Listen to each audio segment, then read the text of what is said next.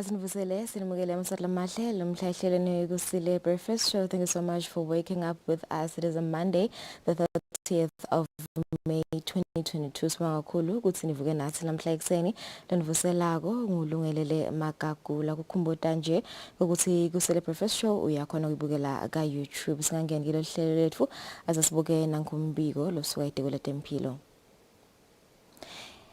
Elangeni la itolo mhla ka 29 kuhlole abantu labangu 218 labayi 7 batfolakala ukuthi banomkhuhlane COVID-19 sishiye umuntu munye itolo kanti labasesibhedlela labelashwa kubang 10 lasebaluleme dinombolo letinsha bangemashumi la imfica.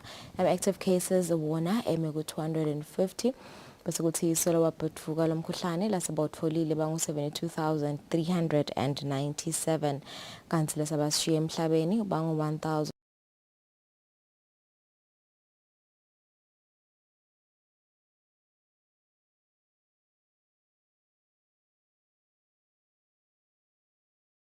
population.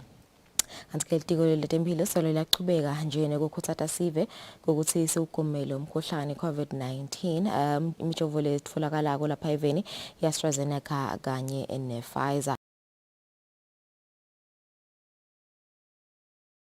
La kahulumende Eswatini government ka Facebook kuva kabanti ukuthi tindzawo lapho kugomiswa khona ngutipi noma ke bangene ku eswatinihealth.org lapho batawufike babhalise khona imininingwane yabo.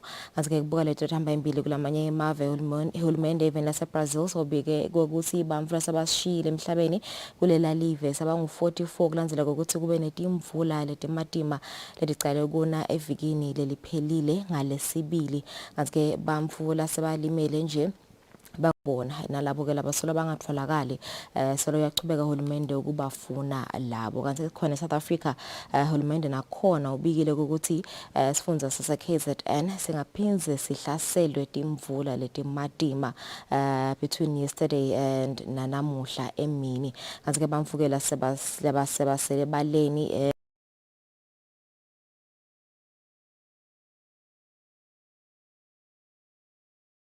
bangu 459 hulumende ke netinhlangano letiphunga tehlakalo siloti yachubeka nekusita lapho ditsinge ukuthi tisite kona kusita bona bantfu base KZN njengoba nje betangoba telitulu sebacwayisile lokho ukuthi tingahle tibuye timvula takumla ke ukuthi KZN setihlaselwe timvula kabili kusukela enyangeni lephelile lesetishiye bantfu baswele bangena tindlu bangena makhaya bangena timoto ngenxa yale timvula. Ehlelweni sida ukukhulumisana naye lapha Phiko umxhumanisi maphoyisa nesive kuva ukuthi impela somvule lesisuka kuyo ihambe kanjani njengoba sitakhuluma ukuthi bekuyi weekend lephitsitelako impela bekunemicimbi leminingi lapha even sitavaka abantu kuphiko ukuthi ngabe imibiko lebikiwe yetingoti noma ke tehlakalo letibikiwe tibenganani kule mphela somvo.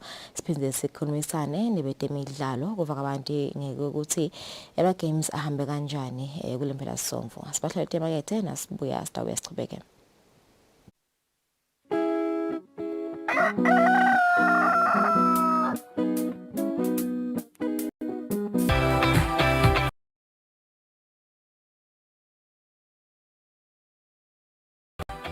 Intuthuko leKhonsile yintuthuko lesuka phansi emimangweni usosive lesinesidingeko sayo ingene emiphakathini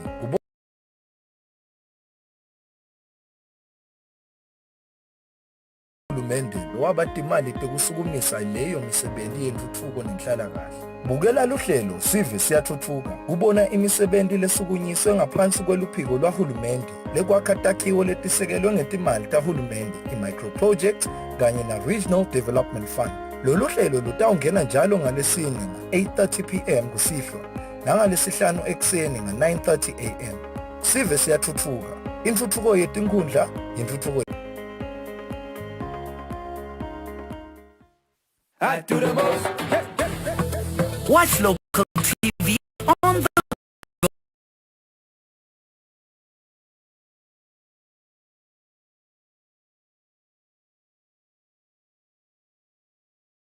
app.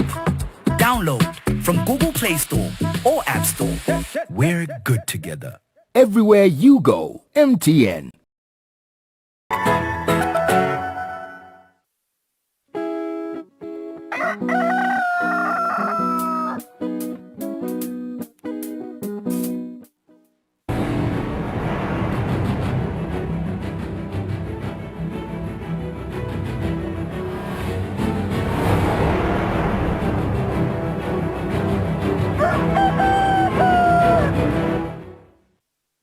Asibenze sinemukele sidangwene etindzabeni tefude kuqala. Kanye nabohulumende labangenele umhlangano wobunye bamave ase-Afrika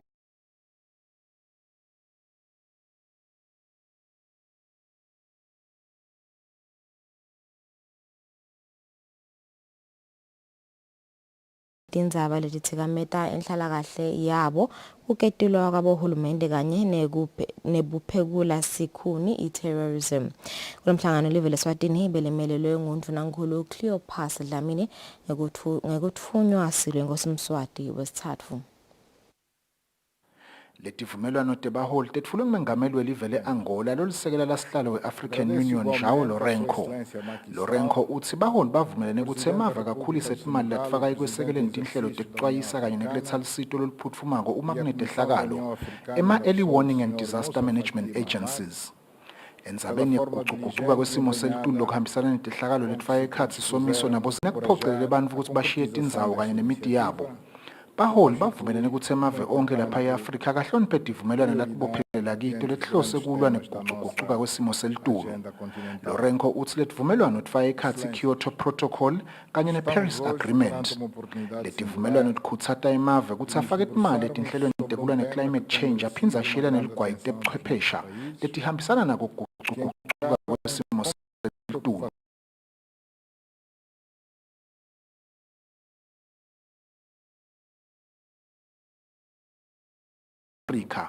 Kanike baholi batsi batalisebentisa lelitfuba lalomhlangano ukuveta tinsaya yalivekati le-Afrika lelibhekene nato etindzabeni te-climate change.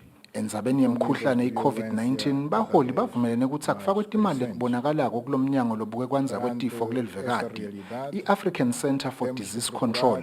Kodwa lomnyango utewukhona kusebentisa lwati lawo lolutfole emphini i-COVID-19 kanye ne-Ebola kulwa naletinye tifo letingahle tibhedvuke tidzinge kusukunyelwa etulu.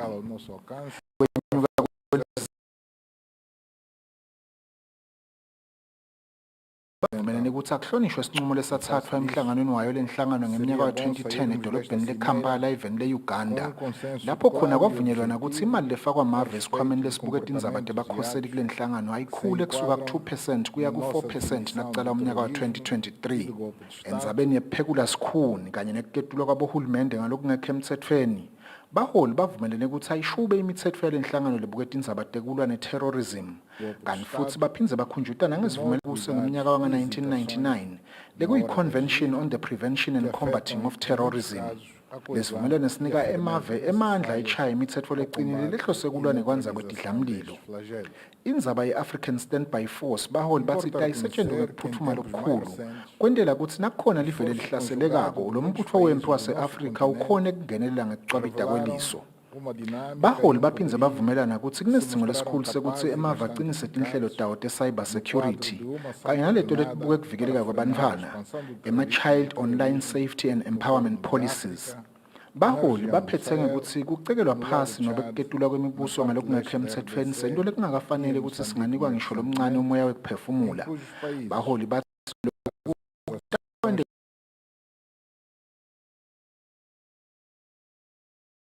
ngekuhlonishwa kanye nekulandzelwa kwemitsetfo sisekelo yemave.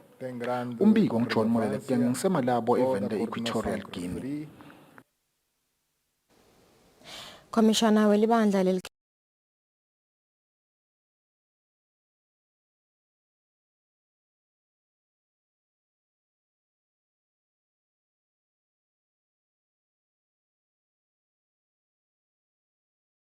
Isikhombisa imiphakathi lengephansi kwenkundla esesiphofaneni kanyonke lemphakathi seyicedzile kunqoma abantu labatawungenela likhetho lekuvala sikhala selunga lephalamende.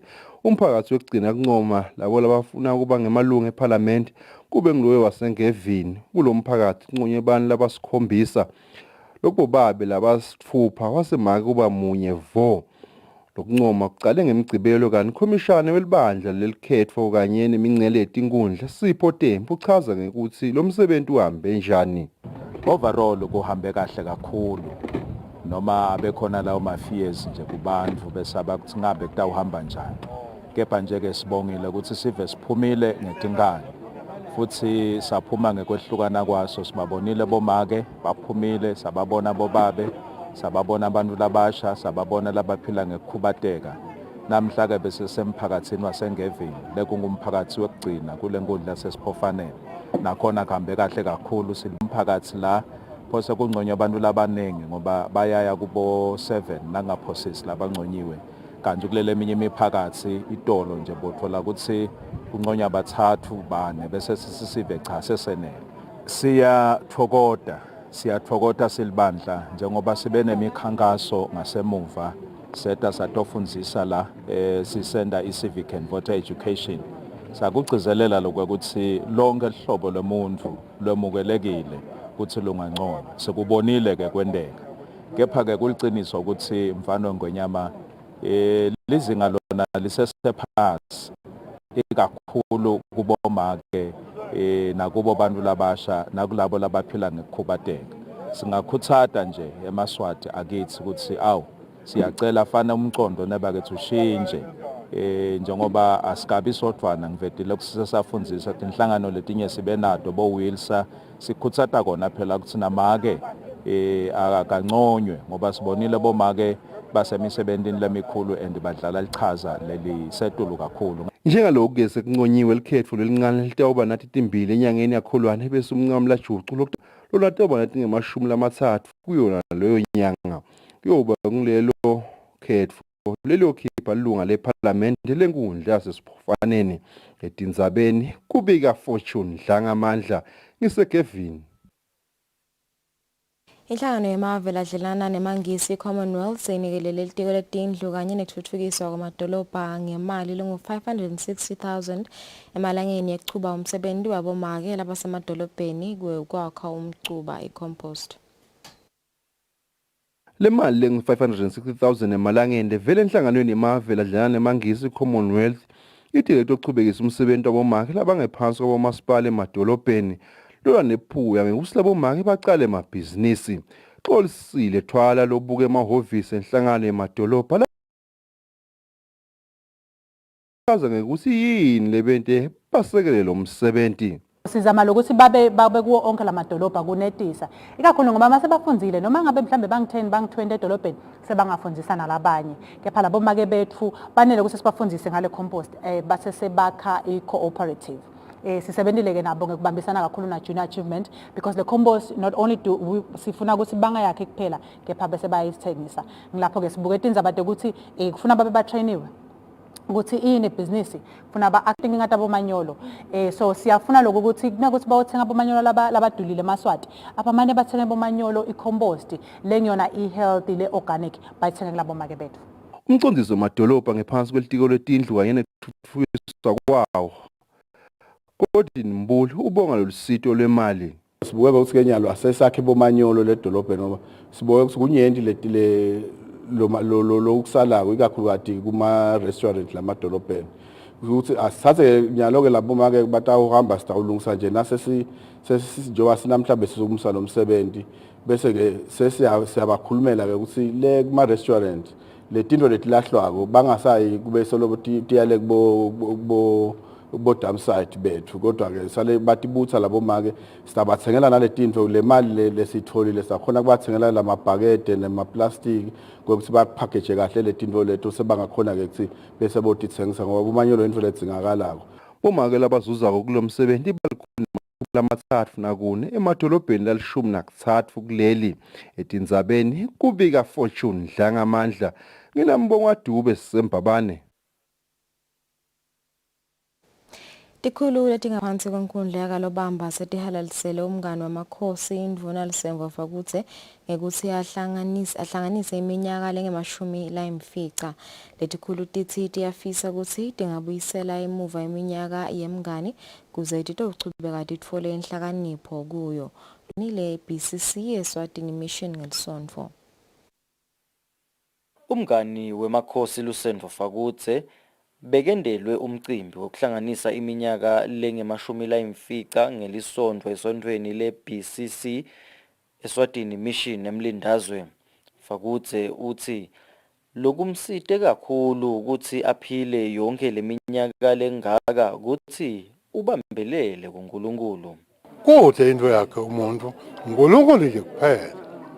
uNkulunkulu lothi kodwa kufunane kuqala umbuso kaNkulunkulu kanye nekulunga kwakhe khona-ke kuyothi-ke konke lokhu lesikusebenzako lesiqonde ukuthi kwendeke nakonje lokwendeka kanje sesimfunile uNkulunkulu kanye nekulunga kwakhe sekuthi kwendeka ukuthi uNkulunkulu-ke lokho-ke bese uyengeda.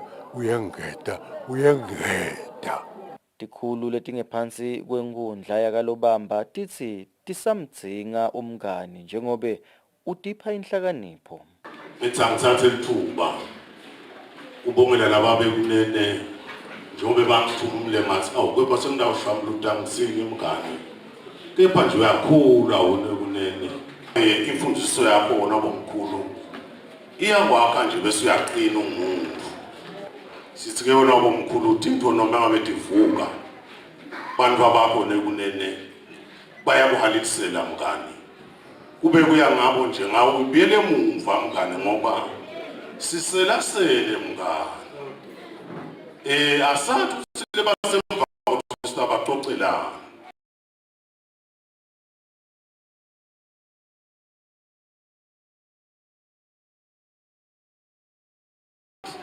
Mengameli we-League of Swaziland Churches umbhishobhi Samson Hlatshwayo uthi uNkulunkulu ugcine umngani wamakhosi yonke leminyaka ngenxa yesizathu lesithile. Uma bithi umndeni wakafawuthi ngihlale lapha ekhaya ngibomele ebusuku kodwa wena uyathina ukuthi lo suku uzophila ufike la ngemandla lokho lo babelo wehlukile kuba akathi phakamise ubone ukuthi nihamba ngemlonza inkosi ibusise. Lo mcimbi bongenelwe nabantu lababuya emaveni lafaka ekhaya labaphe umngani Tipo. Tinzabeni Eswatini TV kubika Themkosi Mavimbela emlindazwe. Emakhata ehlulekile kuvimba abathanzi bemjayivo ukuthi baye eSbebe Resort kulempela Somvo bayotibonela ngewabo emehlo bo DJ labahamba imbili eveni leNingizimu Afrika bokabza lesmo namaphorisa.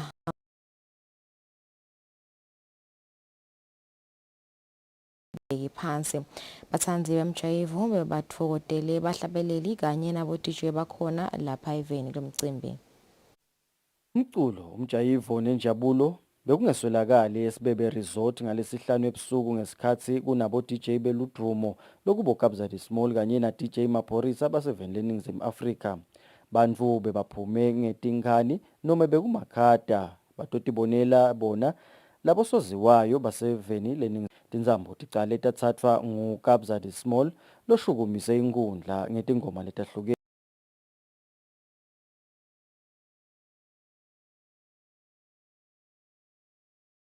Awards event lakhe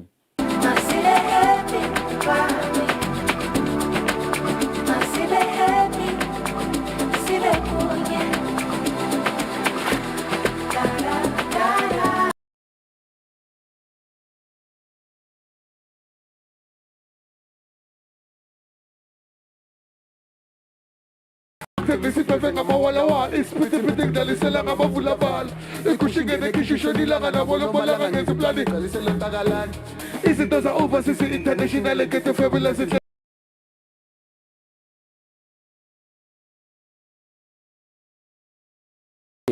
Diba kanye na DJ Zuludi lobusuku lwakhe lwekutalwa ngalesihlanu nabo abakadendeli noma ke abakabendeli phansi bathanzile bunanzi. Kanti-ke kuthe ngemgcibelo khona eSbebe Resort kubese kuba nelusuku lwemasiko lapho bahlabeleli nabo sonkondlo bakhangise ngemasiko emave abo. What I can tell to the people or to the young ones, I can say they should know that the culture is very, very important for them to learn so that it can take them somewhere next time. It's a history, this thing. Poets still stands today. They speak, they are the voice of the voiceless. The truth about culture is it helps us to not to forget where we come from.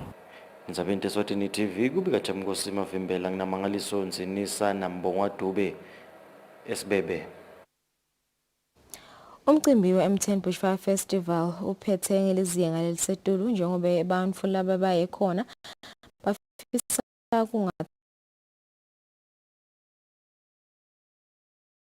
labanye lesikhulumisene nabo bathi lo mcimbi bawuhlanganiswe kahle kakhulu kanti lokhu kutobe indaba abuye nasemnyakeni lotako. Lo mcimbi uphethe itolo njengoba uqale ngalesihlanu.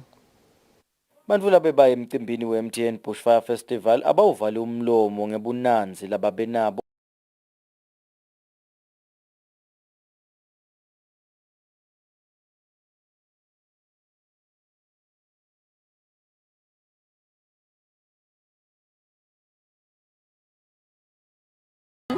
and good at the song. Those guys killed it. I'm definitely coming next year. Abangaqhubeka nje bashayela ama performances lawo. But beneshow ukuthi next time bayashaflisha, not in bangafaki as artists abemanengi on Fridays. Bese Saturday kube then Sunday. Amazing. Zaki made me cry, guys. Yeah, definitely we're coming back. It's worth it. The highlight was, I think, Nglaban with the atmosphere. It's a variety where you can actually meet different people and meet from different cultures and whatever. But also even the stands are cool, and I think it's amazing. It's been brilliant. It's been so exciting in terms of performances, the style of music. The variety has been awesome. I mean, and for me, the highlight was this lovely young girl.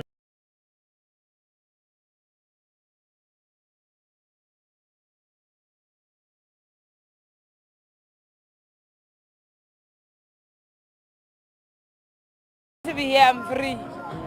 You know, the crime is less. You can be yourself. You can just relax and let your guards down and just be human. That's what I love about Swaziland. Bonke bantu lesikhulumisene nabo bashidonga vilinye ukuthi noma kanjani batawubuya lapha bantu lababuya emhlabeni wongana.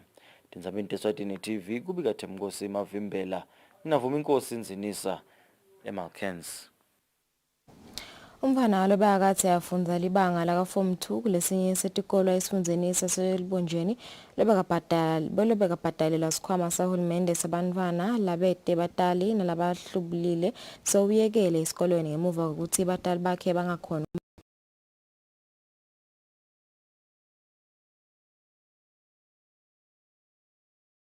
Seyonke le mali yekulekela lekuleyo lesuke ikhishwe nguhulumende legenedwa ngulomntwana idingulungwane letine temalangeni njengaloku naseminyakeni lophelile akakhonanga kubhadala. Maka walomntwana uthi semathathu amaviki lomntwana ayekele esikolweni ngoba khala ngeke ukuthi esikolweni bayamshaya kuthi ude le mali yekwelekela kanye nekuthi ude ma uniform.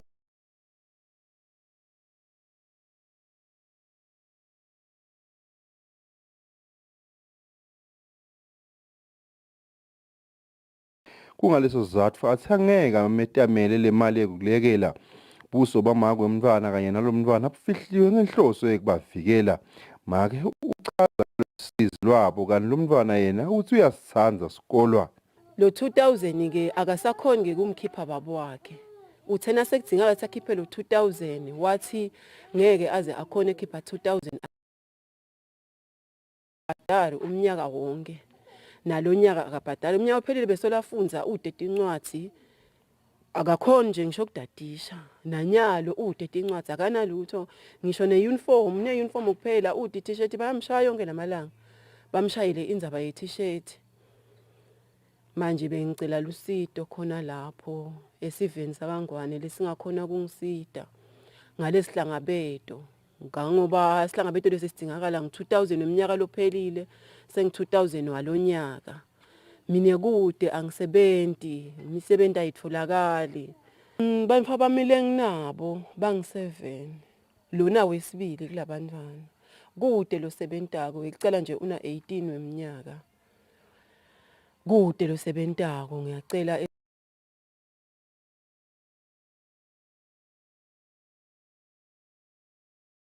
lonke lamalanga ngingasadi ukuthi sengidawuthini ngibuke nokuthi le ndlela lakhala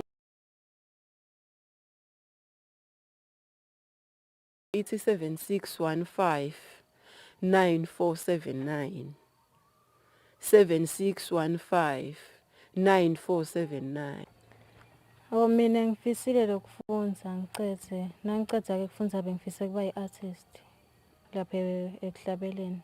Loma-ke uthi kude umuntu langamsita ngekubhadala le mali ledzingekako njengaloku bantu bakhe bonke basebancane. Baba lo mntwana walile exoxisana nalo msakato ngale ndzaba wathi usemele kwenta ayengce khanze ukuthi ayiphendvule.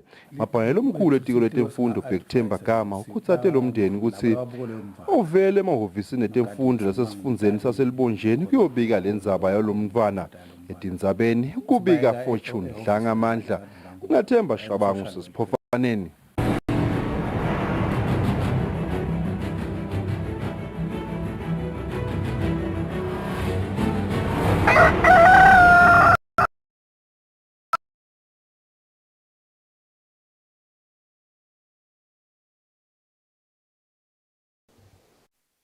Kulempelasonto imidlalo ye-M10 Premier League ingene elangeni layo lesi-29 lapho khona ngaphasi kwale midlalo emacembu labe samathubeni kuphakamisa yona le ndlebe ye-M10 Premier League bekamane lokuyi-Royal Party babona Highlanders babona Swallows kanye ne-Young Buffaloes.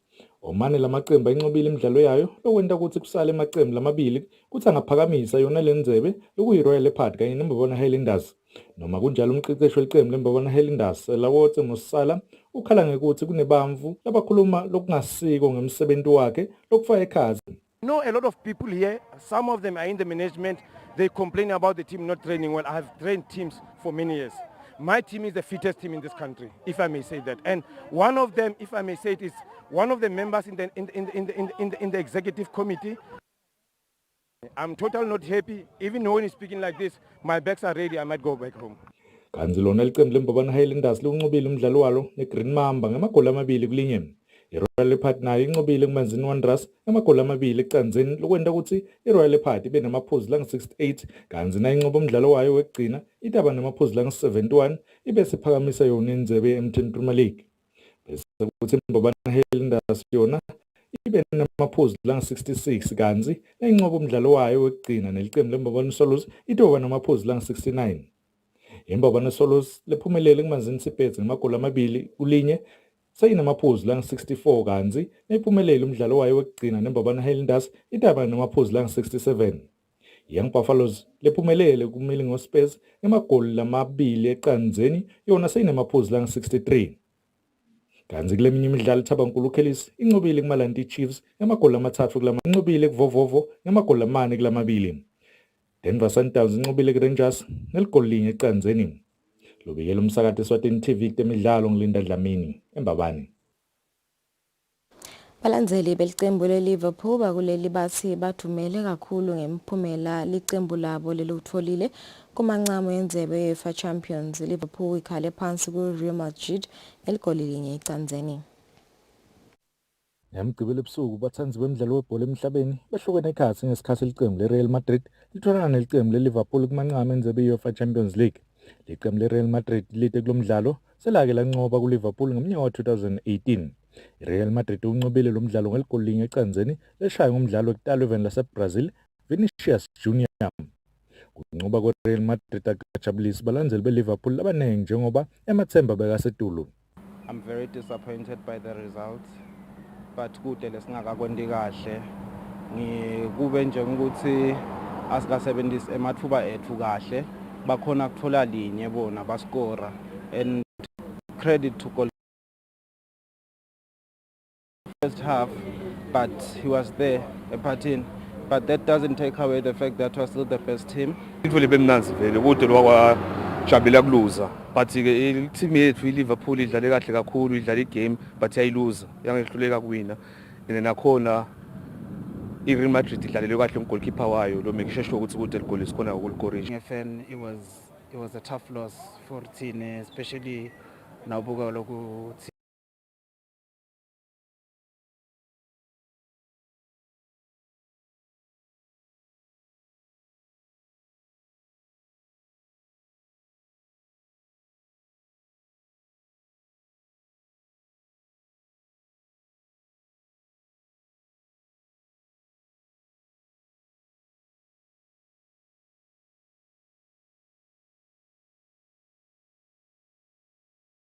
Yeah, it is very stupid language.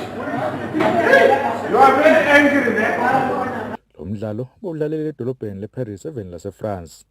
Lobikela umsakathi Eswatini TV temidlalo ngilinda Dlamini kanti tithombe ngiJohn Molekeni.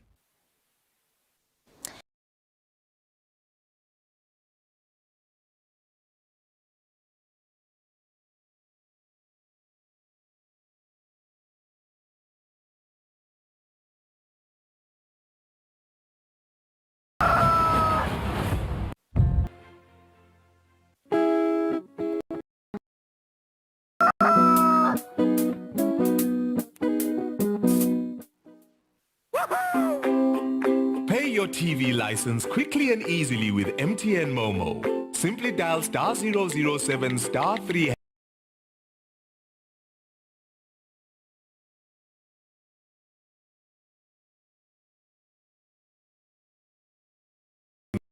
Once your payment has been made, you'll receive a confirmation SMS of your payment.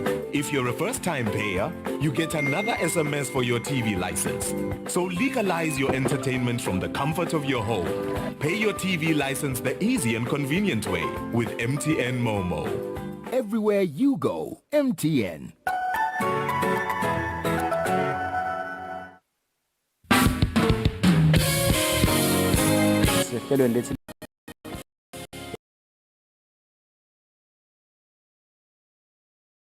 Basically ngingathi nje empeleni yabona uNkulunkulu nakadala umhlaba including bantu leti khathi leti tethenjisiwe ngofundisa incwadi yaJohn chapter 16 verse number 33. The way the gospel has been portrayed nayiletshwa la kubantu yabo yende ukuthi abantu babe offended. Sikholwa futhi ukuthi sidaphinde siba nabo evikini lelitako sikhulumisa yona le ndzaba lesikhuluma ngayo emsakatweni wakho Eswatini TV sibuko semaswati. Ayichesuke kama lakho likhulu chesuke Busiseka uvuseleleke wakheke emoyeni bahlabeleli balapha eSwatini. Sikulethela abahlabeleli abaqala nabo labasakhula emculweni wetenkolo bahlabela bukhoma lapha eSwatini.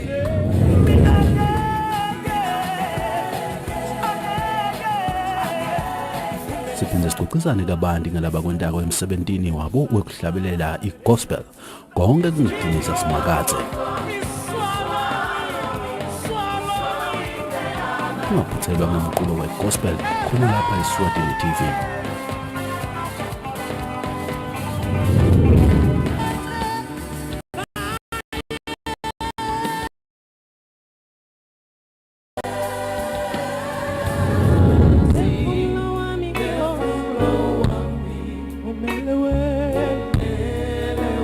Praise to God be the glory.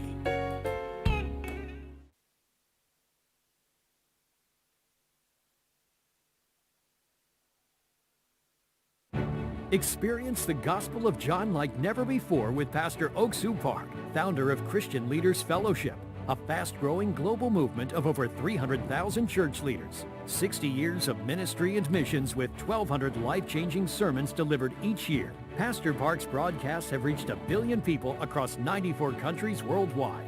Join him for this deep dive into the Gospel of John and find your way to salvation and the heart of God.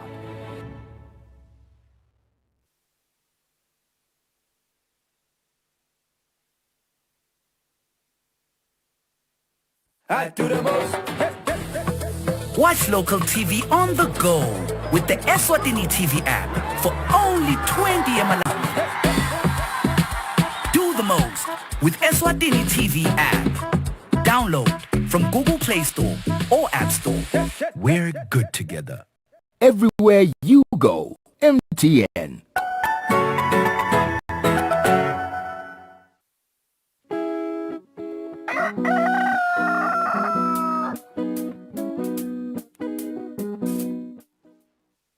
Asimize sinimukele sikuvuselana lotsanza kusivulela lesikhathi sidabuka le dodo thamba imbili kulamanye emave sitawucala eveni lase Ethiopia lapho kubika khona ukuthi kube ne attack kanti ke kubika ukuthi kushone abantu labangu 30 kwalimala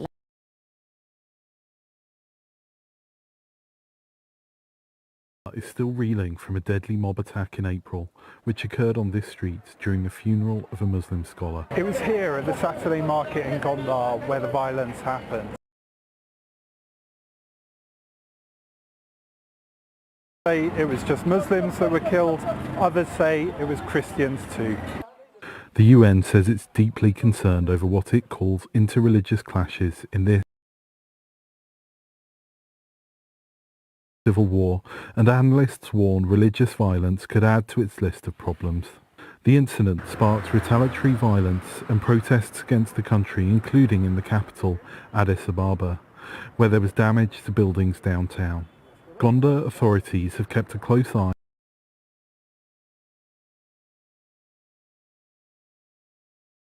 but VOA was able to speak to witnesses.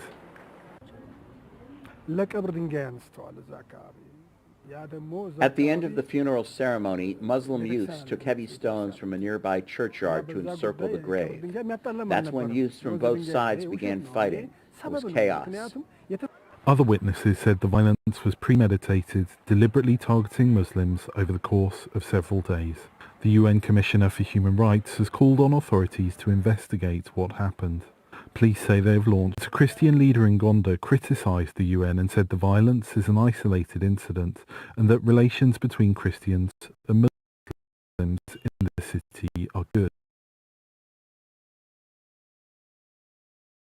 including rebel groups. As the Ethiopian Orthodox Church, we believe that the conflict has literally been imported from somewhere else, using religion as a coverage. External forces, particularly those forces who have political interests, are behind the conflict. A Muslim leader, however, says the violence has been brewing for years.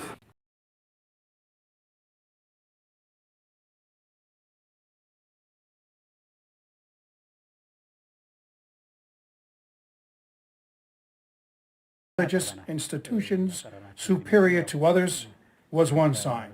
There was graffiti on local taxis that dehumanized people. A representative of the Ethiopian Orthodox Church in Gondar said there may be rogue preachers who engage in this kind of rhetoric, but they are not representative of the institution. One analyst says the Gondar conflict may be linked to both regional and religious identity. The Amhara region, where Gondar is situated, has seen a recent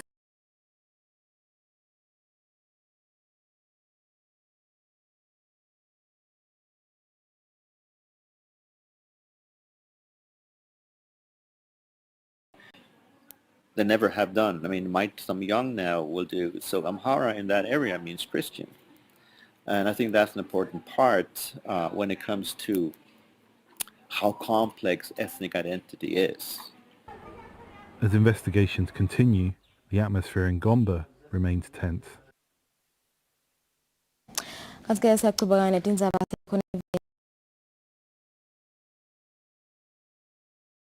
idolobha lase-Texas lapho khona kube ne-mass shooting kulesinye setikolwa letincane. A visit to the memorial to the victims outside Robb Elementary School, where the 18-year-old gunman barricaded himself in a classroom with students, carrying an assault rifle with more than 1,000 rounds of ammunition. Then the Bidens attended a service at a Catholic church, or did a public service earlier in the day. They encouraged one another in the face of the tragedy that has touched everyone in this Texas town. Several later spoke with VOA about what they hope to see from the president and Congress. Maybe some gun control, maybe some, definitely mental health. I mean, it's hard to tell. I mean, I'm an avid gun owner myself. It may be time, he says, for some added restrictions. Another gun owner in school. My wife's a teacher at the high school. And I feel bad for her now, you know what I mean? And you don't know what's going to happen anymore. So if it happens here, it can happen anywhere. Another churchgoer says her faith gives her strength, but she hopes to see action from people in government. We plead with them and all our representatives to listen to the people that are losing their babies. It's so important that we change the laws. The National Rifle Association, a gun rights advocacy group and powerful lobbying organization, was finishing its convention in Houston, Texas. The group is opposed to restrictions on assault weapons and is politically influential in states like Texas. As the Bidens wrapped up their visit,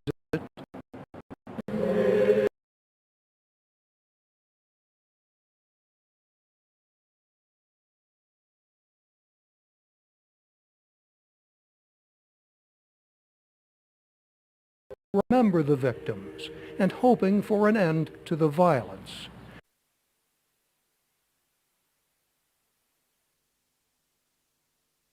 Kanti-ke siyaqhubeka khona eveni lasemelika kanti-ke liqembu labantu labangahambisana kusetshenziswa kwetibhamu ngebudlapha bahlangene ngalesihlanu eTexas kubamba umhlangano ngako kudutshulwa lokwendekile kwabafundi labangu-19 kulesinye setikolwa. Organizers say more than 50 convention asked by local officials to consider postponing after the school shooting in Uvalde. The convention opened on schedule, with CEO Wayne LaPierre saying every NRA member is in mourning. We are with this community and all of America in prayer. NRA members are parents. We have sons, daughters, and loved ones. These tragedies cause unimaginable pain that too many are being forced to go through right now. It's not right. It should never happen again. Following the shooting, President Joe Biden called for tougher gun laws to make sure school shootings do not happen again. The gun manufacturers have spent 2 decades aggressively marketing assault weapons, which make them the most and largest profit. For God's sake, we have to have the courage to stand up to the industry. Former President Donald Trump told the NRA convention that when Biden blames the gun lobby, he's talking about Americans like them. This rhetoric is highly divisive and dangerous, and most importantly, it's wrong. It has no place in our politics. As always, in the wake of these tragedies, the various gun control policies being pushed by the left would have done nothing to prevent the horror that took place. Absolutely. Among the gun control policies under discussion is a return to a ban on assault weapons, such as the rifle used in Uvalde. Texas Senator Ted Cruz told the convention that congressional Democrats are trying to exploit school shootings for political gain. It's far easier to slander one's political adversaries and to demand that responsible citizens their constitutional rights than it is to examine the cultural sickness giving birth to unspeakable acts of evil. It's far less comfortable to ask why despair and isolation and violent hatred is so prevalent in America. Outside the convention hall, Houston Peace and Justice Center President Bill Crozier said the NRA should not have come. I'm insulted that we open up our city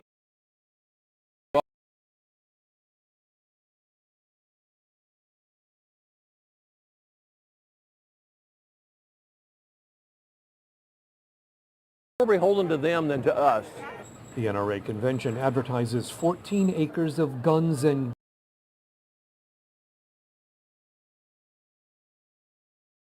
supporting pro-gun candidates in November midterm elections. Kanti-ke impilo ichubeka kweveni lase-Russia nase-Ukraine solo yachubeka njoba nyalo seyingene enyangeni yesine.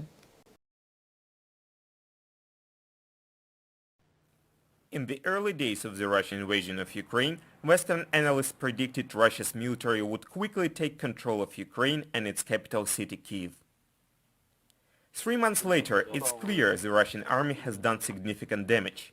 They have seized territory, and they have they're putting tremendous damage on Ukraine's economy. They're blocking the export of grain. Still, Western military experts say the Russian campaign has been a failure. I mean, they have fallen. The Ministry of Defense has been exposed as a corrupt institution, and that their soldiers are murderers. They use weapons indiscriminately against civilian targets. General Ben Hodges, the former U.S. commander in Europe, says Russia did not account for the fierce will of the Ukrainian people. War is a test of logistics, and it's a test of will. And it's clear that Ukrainian soldiers and the Ukrainian population have the superior will because they're fighting for their home. They're fighting to defend their families, literally. Whereas Russia is the aggressor, the invader. These soldiers, the Russian soldiers that are being used as cannon fodder, terribly because their own leadership doesn't care about them.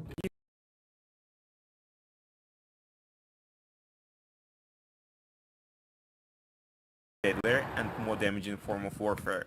They're trying to build up a huge amount of massive forces, and they're just very slowly, very inefficiently, and very destructively crawling forward into Ukrainian space, destroying everything, which actually in some ways consistent with what Russia has done in Grozny.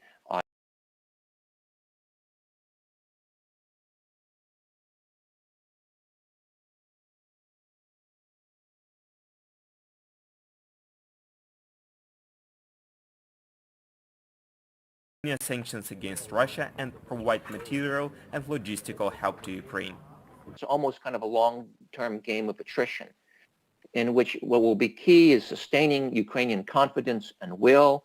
That can be done importantly through sustaining Western assistance to Ukraine, ramping up, continuing to ramp up the flow of military supplies. Hodges predicts the attack will last until the fall and that Ukrainian forces will recapture what the Russians have taken. So end of August, first part of September, this will collapse, and and Ukraine hopefully will have built up enough offensive capability to launch a counterattack to push the Russians back to the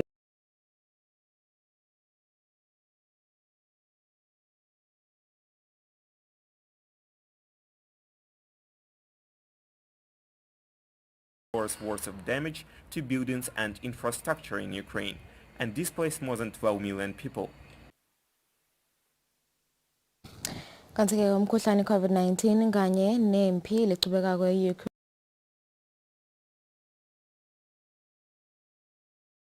kelela ku esiteni liphuthumako ebamfaneni lela live. UNICEF, and UNICEF. What is UNICEF? It's about children. UNICEF's preparing to ship up to 850 tons of vaccine per month. UNICEF is the largest distributor of vaccines in the world. Founded in 1946 after World War II, UNICEF has been active in over 190 countries, providing emergency relief to children and families in need.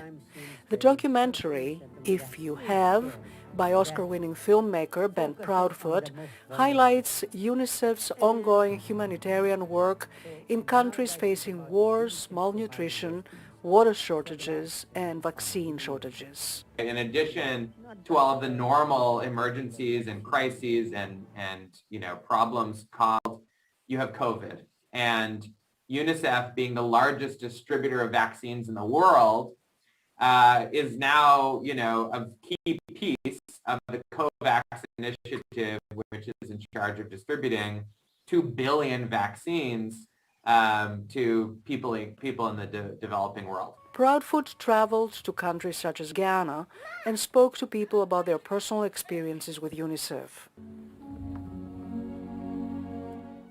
One of them is Florence Netty, a single mother and grandmother who knows that to keep supporting her family, she needs to stay healthy.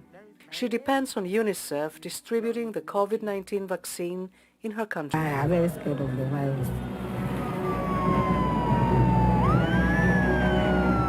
People are dying. And I'm looking for my second chance here. I'm looking for it. Me and the mother in America, we are all the same. She's a human being, I'm a human being. But we, the Africans, we lack the vaccine. We have about 14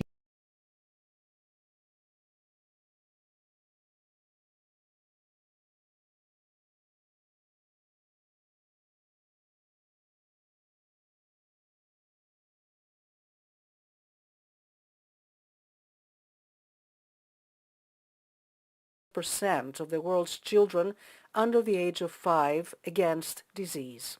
But ongoing wars and the COVID-19 pandemic have hampered the distribution of childhood vaccines, leading to a global rise of measles cases.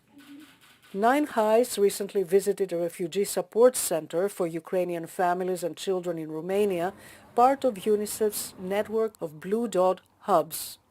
Blue Dot Hubs, set up in locations where refugees arrive, provide a safe space for children and their families, along with vital services and mental health counseling. 2/3 of Ukraine's children have fled their homes, either displaced internally within the country or have left the country as refugees. 2/3. Aside from the Ukraine crisis, Nine Highs says the next challenge is rising world hunger. While UNICEF distributes high-protein foods to mitigate severe malnourishment, he says the real goal is to prevent kids from dying from malnutrition. We need less conflicts in the world, and we need to take climate change mitigation efforts to make sure that agriculture can continue to thrive in the midst of that, so that we don't need so much of the treatment of severely malnourished. Asibahleli imakethe nasibuya sidabuye ne-traffic report.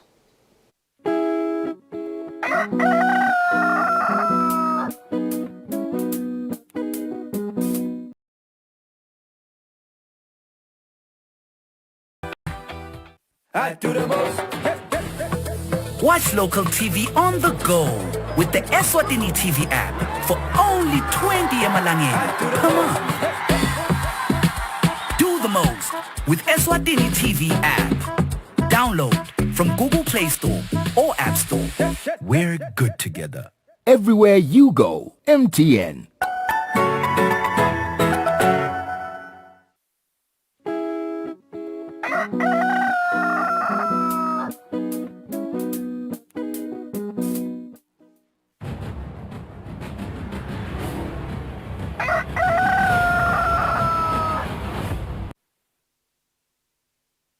Asibenze sinemukele kusele 5 minutes kuthi kushaya insimbi yesikhombisa kanti lesikhathi sidabuka umbiko wesimo semgwaqo kanye na Sergeant Gule asekuvusele Gule ingabe namhla ekseni kuhambeka kanjani emgwaqweni. Anguvusele Thombeni umvusele umbukeli we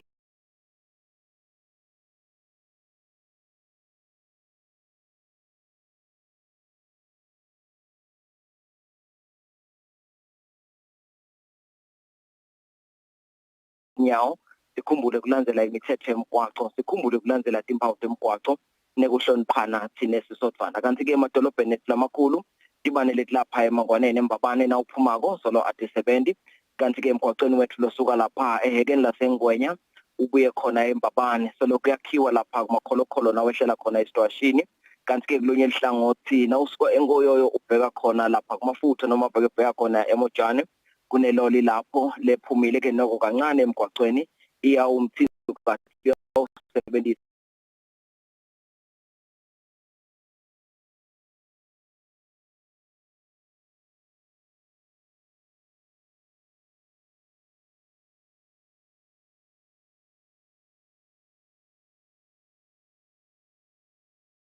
lohamba ngemodelo lencane ukuthi gcina sekudla sakho nekunciphisa ke litubane kwadise ukuthi ludvenve letimotolo lolumile khona lapha etuleni thabeni ikakhulukati bashayelile abahamba ngato tincola letinkulu nekuvete ke ukuthi ke nawusuka khona edolobheni lasembabane ubheka khona lapha endasi kumathapha kuwo umgwaqo lomkhulu selokunetigajana lapho kubonakala khona labo labasebenza khona emgwaqweni le nabo babekile ke timpawu letimqaphelisako umshayeli ngesikhathi ukuthi qaphela bakhona labo labasebenza abashayeli besendlula lapho abende isiqiniseko sokuthi litubane bayalinciphisa nekudlulisana ngetindlela etiyabongiletho letiphephile kumathapha namanzini nalapha enhlangano tisebenza kahle tibane temgwaqo kanti lapha elibonjeni asigcizelele kuwo uyobheka ngakhona ukuthi qaphela tikulumba letinkulu noma ke timotolo letinkulu isithutha wona umoba letiyawungenela umgwaqo ngetigaba ngekwehlukana nekwenda ke siqiniseko sokuthi usahamba lapho uyadenetisa uyabeketela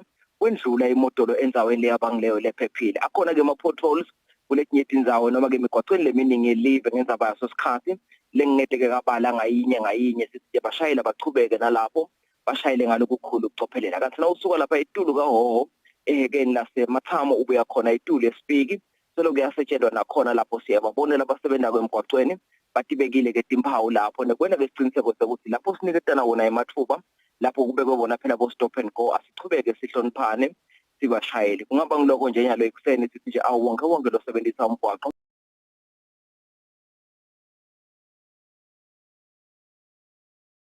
lenibambisene nalo sinifisele ilanga lelisha naliphephile sisachubeka nemsebenzi wenu. Siyabonga kakhulu Ntombela. Hello mbiko silabahlala emakethe sidabene indaba tethu futhi sibili.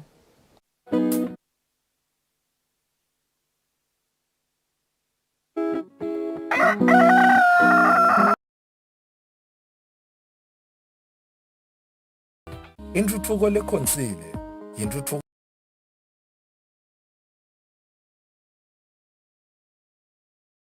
abetikhulu ikhulunyiswe ibusiswe enkundleni nasesifundeni ite iyofika kuhulumende lowabatimali tekusukumisa leyo misebenzi yentuthuko nenhlalakahle. Bukela luhlelo sive siyathuthuka ubona imisebenzi lesukunyiswe ngaphansi kweluphiko lwahulumende lekwakha takhiwo letisekelwe ngetimali tahulumende i-microprojects kanye na-Regional Development Fund. Lolu hlelo lutawungena njalo ngalesine nga-8:30 p.m. kusihlwa nangalesihlanu ekuseni nga-9:30 a.m. Sive siyathuthuka. Intuthuko yetinkundla yintuthuko yemaswali.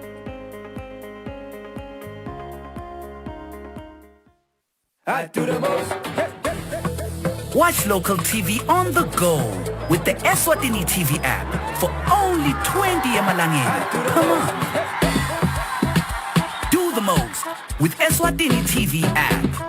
Download from Google Play Store or App Store. Everywhere you go, MTN.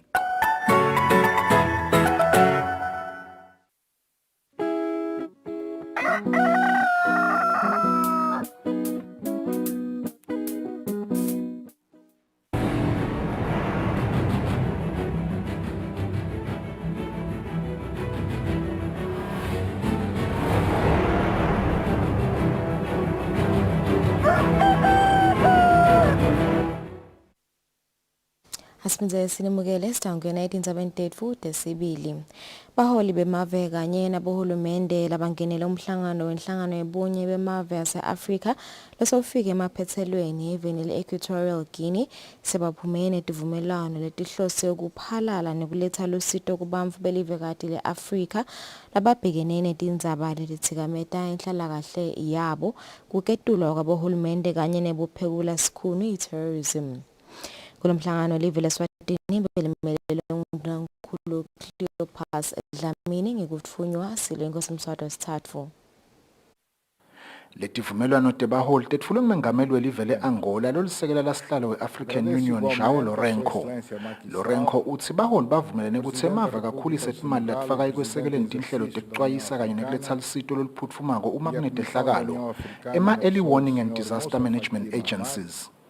Endzabeni yekugucugucuka kwesimo selitulu lokuhambisana netehlakalo letifaka ekhatsi somiso nabozamcolo lekugcina kwendzawo kanye nemiti yabo.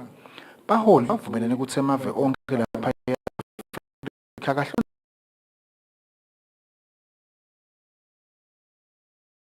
Lourenço uthi letivumelwano tifaka ekhatsi Kyoto Protocol kanye ne-Paris Agreement. Letivumelwano tikhutsata emave kutsi afake timali etinhlelweni tekulwa ne-climate change aphindze ashiyela neligwayi tebuchwephesha letihambisana nako kugucugucuka kwesimo selitulu. Baholi baphindze bavumelana kutsi live leGibhithe bayalibusisa kutsi kube ngilo litawubamba umhlangano we-COP27 ngenyanga yeLweti lapha e-Afrika. Kanike baholi batsi batalisebenzisa lelitfuba lalomhlangano ukuveta tinsaya yalivekati le-Afrika climate change. Endzabeni yemkhuhlane i-COVID-19 baholi bavumelene ukuthi akufakwe timali letibonakalako kulomnyango lobuke kwanza kwetifo kulelivekati i-African Center for Disease Control.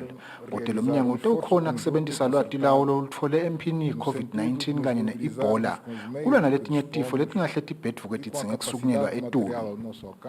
Endzabeni yekwenyuka kwelizinga lebakhoseli labashiya emave abo ngenxa yetimpi letikhona baholi bavumelene ukuthi akuhlonishwe isincumo lesathathwa emhlanganweni wayo lenhlangano khona ngeminyaka wa-2010 edolobheni leKampala eveni le-Uganda.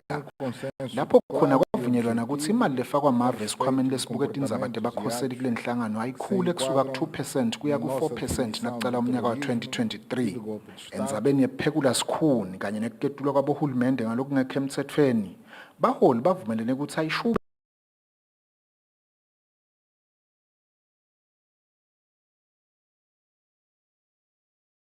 1999 lekuyi-Convention on the Prevention and Combating of Terrorism. Lesivumelwano sinika emave emandla echaya imithetho leqinile lehlose kulwa nekwanza kwetidlamlilo. Indzaba ye-African ukuphuthuma lokukhulu kwentela ukuthi nakukhona livele lihlaselekako lo mbutho wempi wase-Afrika ukhona ekungenelela ngekucwabita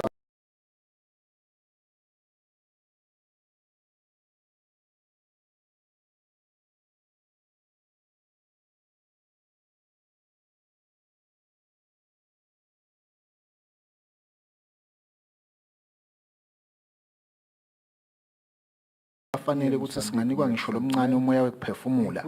Baholi bathi lokhu kutawendeka ngokuthi lihlangothi le-African Peace and Security Architecture luchubeke nekufundisa kabanti ngekuhlonishwa kanye nekulandzelwa kwemitsetfosisekelo yemave.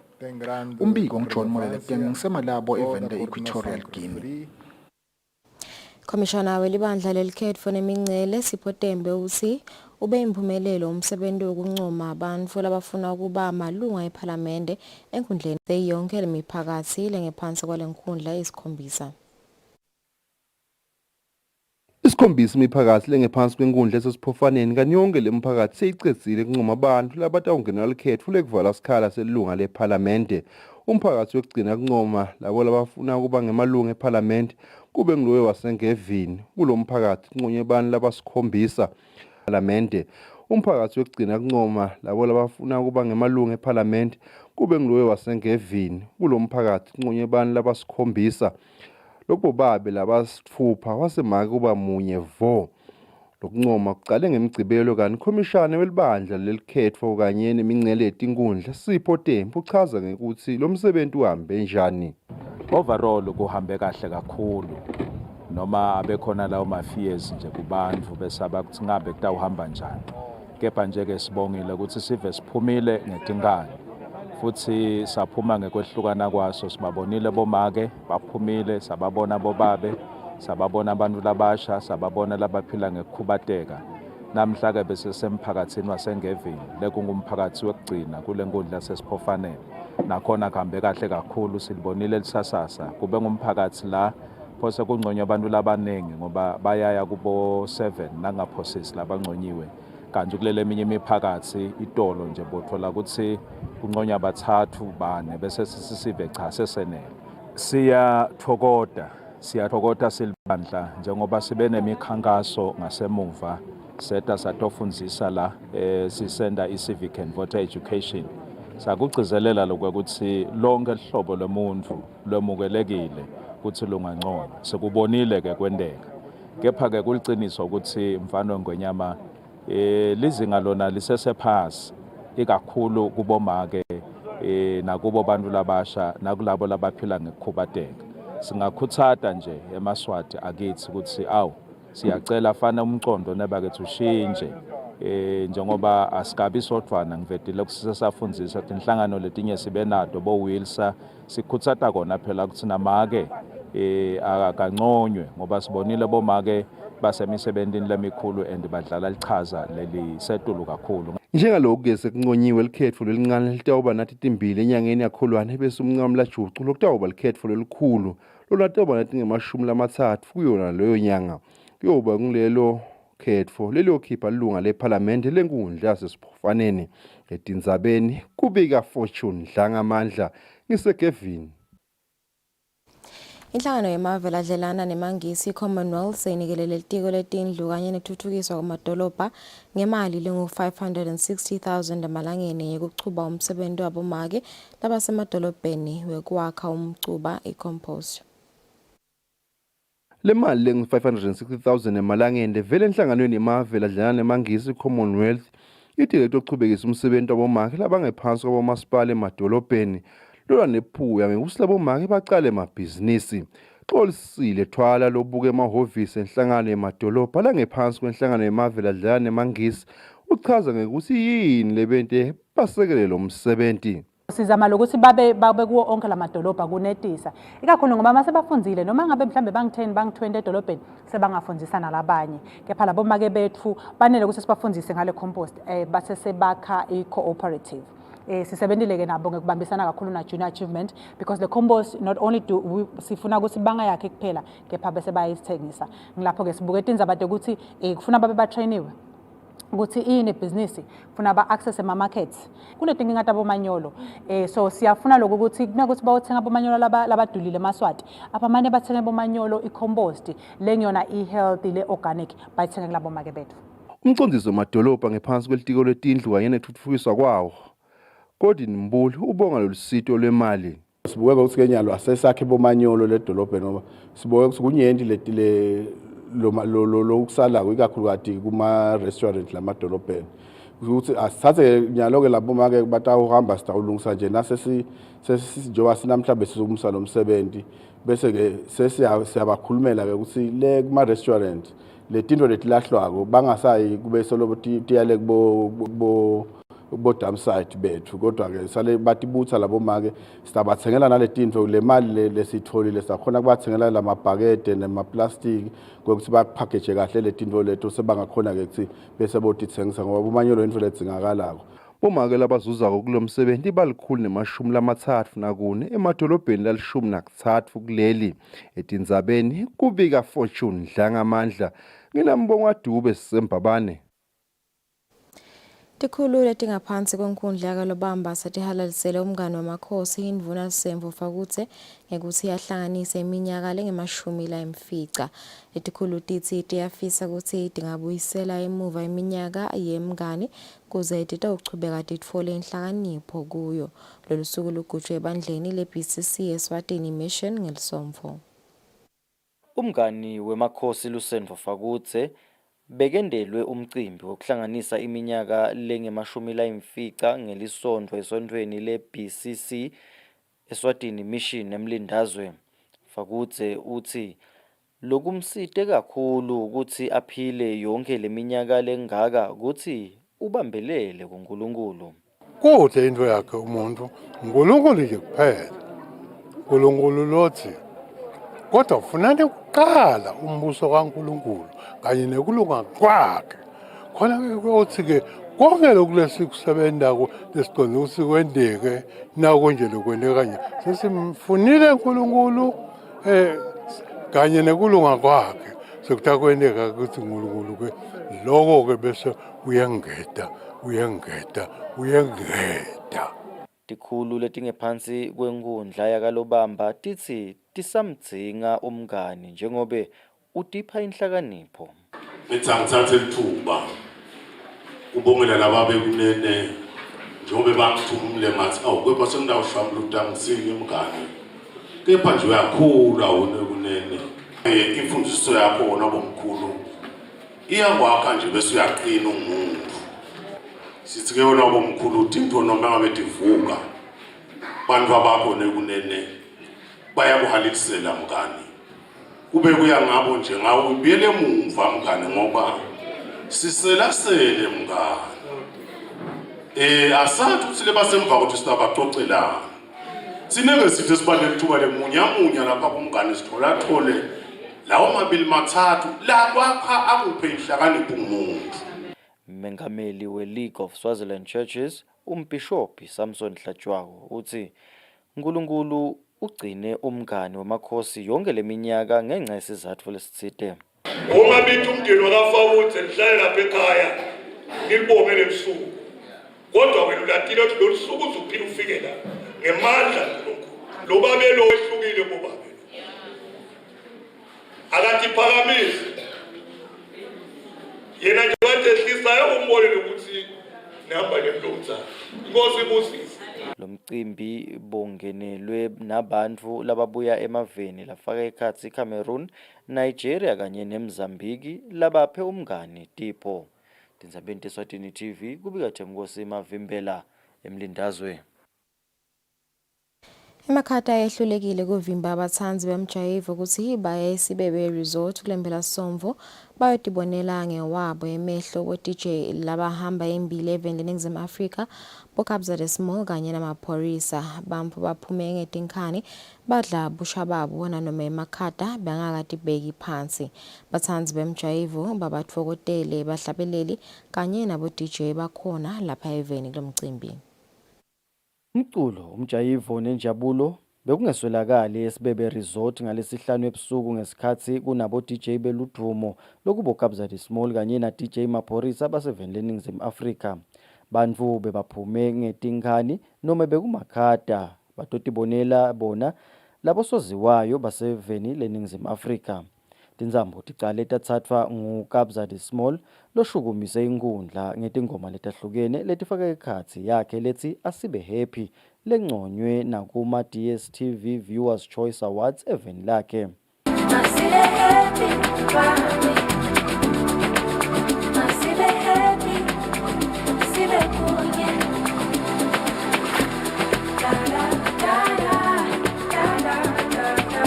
Ulandzele na DJ Maphorisa kwaba yincane indzawo. Okay, sengibona amabhilidi kuhleli namayakayaka akusengisiphethe ngamawalawala isiphithiphithi ngidalisela ngamavulabala ikushingene khishishonilanga nabo lomalanga ngeziplani izinto za-overseas international ekethe fabulous ihlele ngesikhala. One more time. Bo DJ balapha eveni labafaka ekhatsi DJ Super CDQ umhlabeleli Dibadiba kanye na DJ Zulu D lobusuku lwakhe lwekutalwa ngalesihlanu nabo abakatendeli noma ke abakabendeli phansi batsanzile bunanzi. Kanzi-ke kuthe ngemgcibelo khona eSibebe Resort kubese kuba nelusuku lwemasiko lapho bahlabeleli nabo sonkondlo bakhangise ngemasiko emave abo. What I can tell to the people or to the young ones, I can say they should know that the culture, the thing is very, very important for them to learn so that it can take them somewhere next time. It's a history, this thing. Poets still stands today. They speak, they are the voice of the voiceless. The truth about culture is it helps us to not to forget where we come from. Nzabente Eswatini TV kubika chamgosi mavimbela nginamangaliso nzinisa na Mbongwa Dube SBB. Umcimbi we-10 Bushfire Festival uphethe ngelizinga lelisetulu njengoba bantfu labaye khona bafisa kungathi ungachubeka ngenxa yebunanzi lababe nabo. Labanye lesikhulumisene nabo bathi lo mcimbi bowuhlanganiswe kahle kakhulu kanti lokho kutobenda babuye nasemnyakeni lotako. Lo mcimbi uphethe ilitolo ngelisomvu kanti ucale ngalesihlanu. Fire Festival abawuvale umlomo ngebunanzi lababe nabo kule ndomezulu. Bantfu lesikhulumisene nabo bathi lo mcimbi waba munanzi kusukela ucala ngalesihlanu.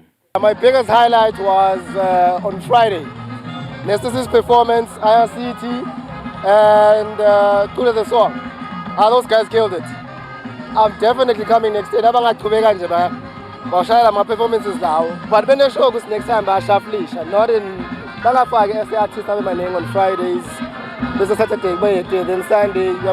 My highlight was the Saki and Sana performance. That was amazing. Saki made me cry, guys. Yeah, definitely we're coming back. It's worth it. The highlight was, I think, Nglaban with the atmosphere. It's a variety where you can actually meet different people and meet from different cultures and whatever. But also even the stands are cool, and I think it's amazing. It's been brilliant. It's been so exciting in terms of the different performances, the style of music. The variety has been awesome. I mean, and for me, the highlight was this lovely young girl, Leomile from Lesotho. That was awesome. I was heartbroken that we couldn't come because of COVID. It really messed us up, and I'm happy to be here. I'm free. You know, the crime is less. You can be yourself. You can just relax and let your guards down and just be human. That's what I love about Swaziland. Bonke bantfu lesikhulumisene nabo bashitonga vilinye ukuthi noma kanjani batawubuya lapha eveni eminyakeni lotako batongenela le ndumezulu ledvonsa abantu lababuya emhlabeni wongana. Tindzabeni Eswatini TV kubika Themkosi Mavimbela navuma inkosi Nzinisa eMalkens. Umfana walobeka kathi yafunza libanga laka form 2 kulesinye setikolo esifundeni saselibonjeni libeka bhatalelwa sikhwama sohulumende sebantwana labede batali nalabahlubulile sowuyekele esikolweni ngemuva kokuthi batali bakhe bangakhoni ukumbhatalela imali lengetiwe i-top up fee letinkulungwane letimbili ngeminyaka. Seyonke le mali yekulekela lekuleyo lesuke ikhishwe nguhulumende legenedwa ngulomntwana itinkulungwane letine temalangeni njengaloku naseminyakeni lophelile akakhonanga kubhadala. Maka walomntwana uthi semathathu amaviki lomntwana ayekele esikolweni ngoba khala ngeke ukuthi esikolweni bayamshaya kuthi ude le mali yekwelekela kanye nekuthi ude ama-uniform.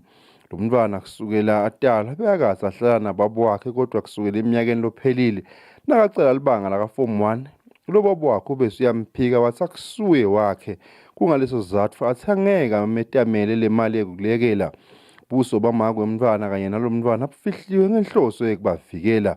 Make uchaza ngalolu sizi lwabo kanti lo mntwana yena uthi uyasithanza sikolwa. Lo 2000 ke akasakhoni ke kumkhipha babo wakhe.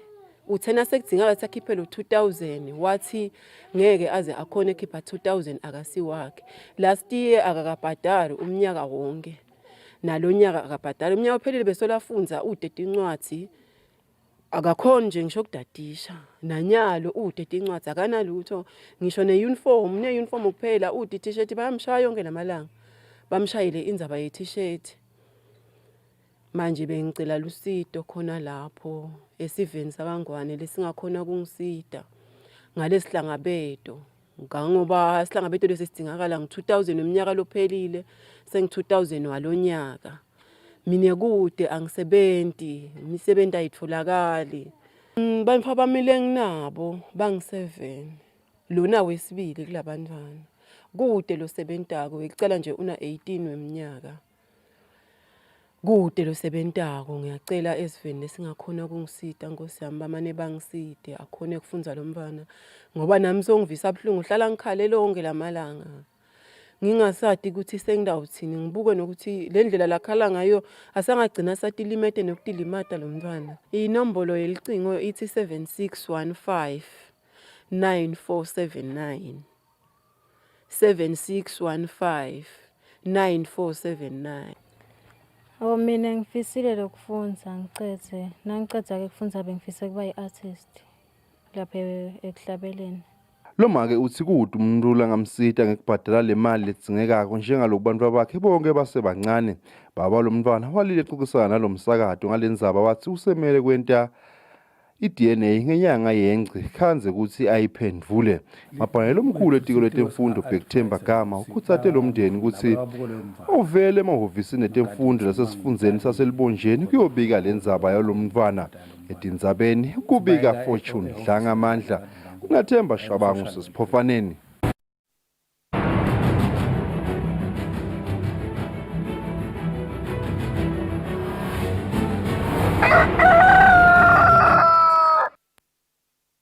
Kutemidlalo kanti lesikhathi sitawubuka umbiko we-MTN Premier League.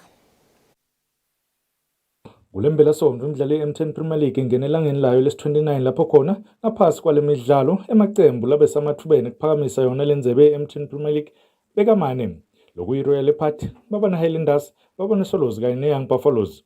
Omane lamacembu ayinqobile imidlalo yayo lokwenta ukuthi kusale amacembu lamabili kuthi angaphakamisa yona lenzebe lokuyi-Royal Party kanye nembabona Highlanders.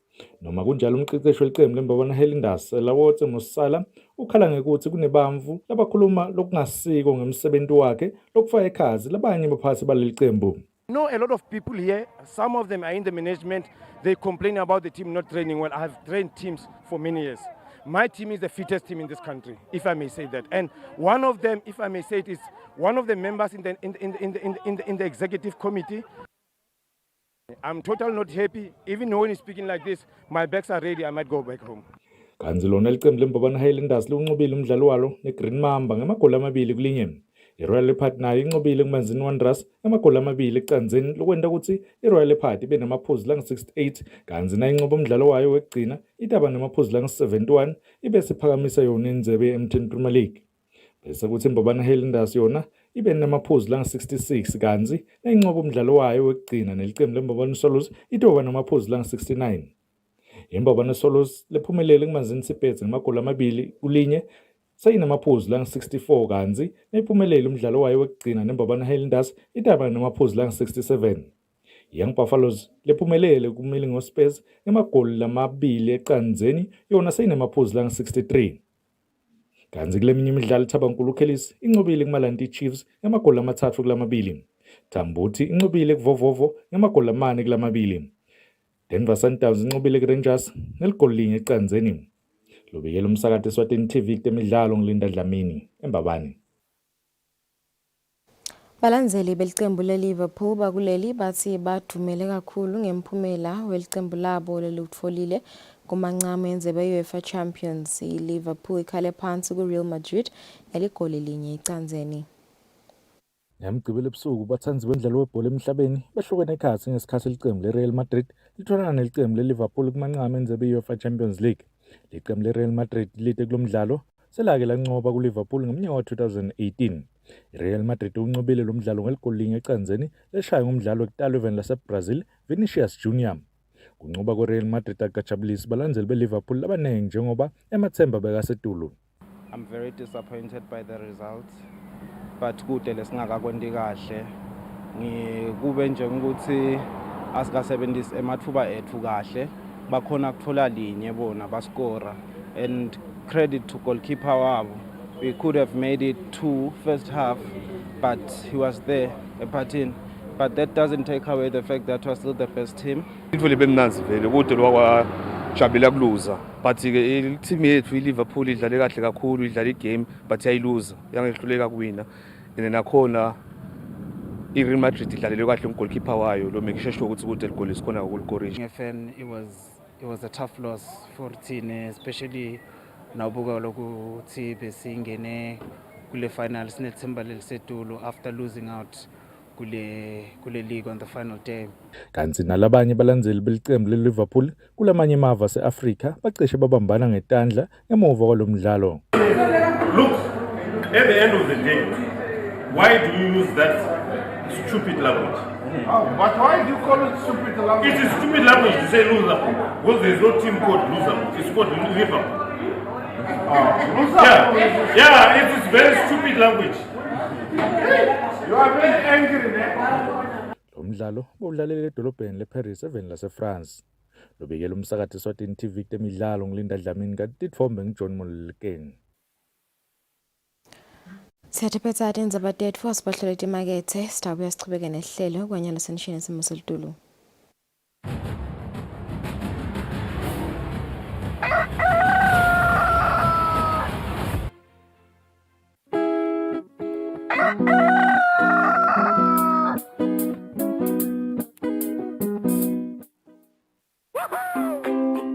Pay your TV license quickly and easily with MTN Momo. Simply dial *007 *3# and select option 8 for TV license. Enter your national ID number as your reference and the amount you wish to pay. Then enter your PIN to confirm your payment. Once your payment has been made, you'll receive a confirmation SMS of your payment. If you're a first-time payer, you get another SMS for your TV license. So legalize your entertainment from the comfort of your home. Pay your TV license the easy and convenient way with MTN Momo. Everywhere you go, MTN.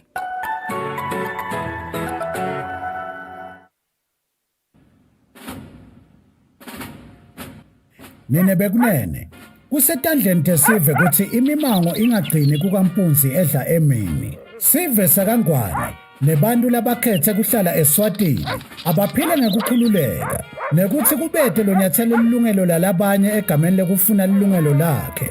Sive asikhumbule ukuthi emaphoyisa bomake nabobabe labatinikele kwenta siqiniseko ukuthi wonke umuntu lonembahla yakhe ingacekelwa phansi ngulomunye. Wonke umuntu akahlale ngekuthula nangaphandle kokwesaba tintwe letingatiwa. Emaphoyisa ngekulandzela nekushiqilela umthetho athi into yemuntu ayibe ngeyakhe umuntu. Sive asijinge siwabambise siphinde siwasekele emaphoyisa emsebentini wawo. Kude emalungelo aso sive, osomabhizinisi kanye nebantu labasebentako anganyatseleki. Khona-ke imimango itawukwakha, nemakhaya akhulise bantwana ngaso sandla lesiya emlonyeni. Emaphoyisa naso sive, abasebente ngebudlelwane, nangekubambisana kulwa nebucala netingoti temgwaco.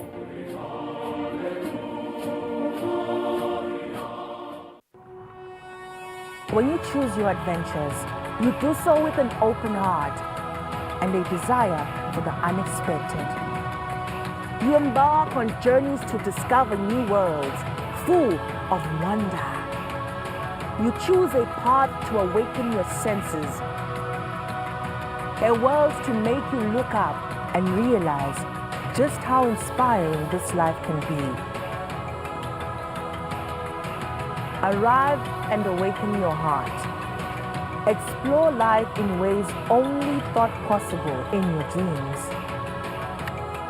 Discover just how far you'll go to expand your understanding of life's greatest mysteries.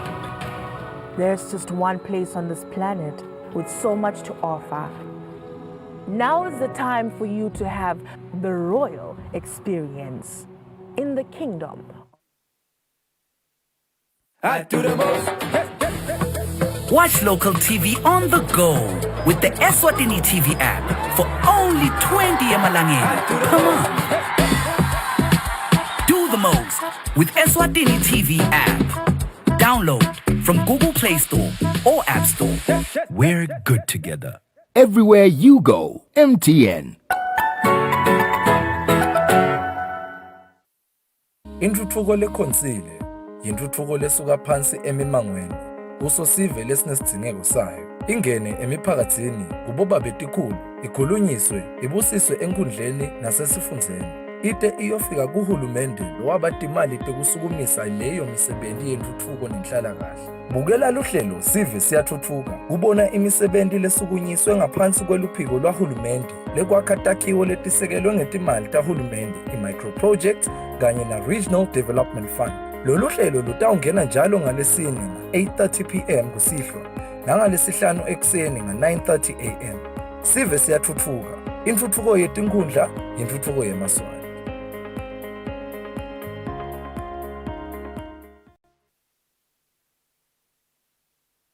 Better health, better life. Another season with fresh discussions. Ngetindzaba letibalulekile tetemphilo la ekhaya Eswatini lokunakekela ehlelweni nokuphila masangana. To learn from our health professionals. Psychosocial support group for mothers who are going through the journey of motherhood for all mothers. Nanzi kuphila ube intombi yakeni bebasiphisa nje esontweni ube jahala ke nabujaha and knowing that I'm a young man. Angeke ufithe la groupini ungabhemi. So vele directly tawufuna nami ngibhemi. Coming to you every Wednesday from 6:30 p.m. here on Eswatini TV. Better health, better life. Your gateway to a healthy living.